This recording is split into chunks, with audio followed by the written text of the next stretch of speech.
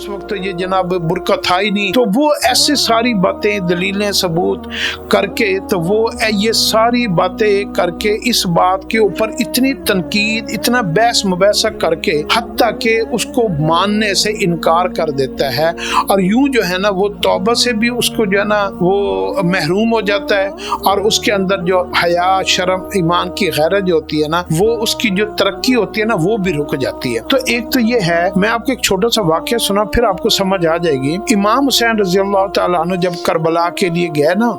Iraq में, तो कूफा के अंदर जो है ना वो सारे जितने भी उन लोगों ने जिन्होंने खत खुत लिख के बुलवाया था, और फिर उन्होंने जो है ना आपको जो है ना शहीद करने में सबसे पेश थे, तो वो सारा मामला हो गया, आपकी शहादत हो गई। उसके बाद वो जो है ना मदीने में आए, और मदीने में आकर जो सबसे बड़े आलिम मुफ्ती उस वक्त के सहाबा थे, उनसे आके वो पता कौन सा मसला पूछ रहे थे। वो ये मसला पूछ रहे थे कि आप मुझे ये बताएं कि अगर चूंटी हमें काटे और हम चूंटी को अपने हाथ से मसल दें, हमारे हाथ के मसलने से चूंटी मर जाए और उसका खून हमारे हाथों के ऊपर लग जाए, तो वो जो खून होगा उस खून से हमारा वुजू टूट जाएगा, हमें दोबारा वुजू करना पड़ेगा, और हमें जो है ना क्या करना पड़ेगा, हमारी जो है ना वो क्या, उसका आप मसला बताएं। तो उस इमाम साहब ने उनको कहा कि जालिमो, इमाम हुसैन का जब खून गिर रहा था उस वक्त ना तुम्हारे वुजू टूटे, न ईमान टूटा, न जाने टूटी, न तुम्हारे दिल धड़के, वो शहीद हो गया तुम्हारी आंखों के सामने। उस खून का तुम्हें कोई अफसोस नहीं है, कोई शर्मिंदगी नहीं है, कोई नदामत नहीं है, और तुम इतने जलील हो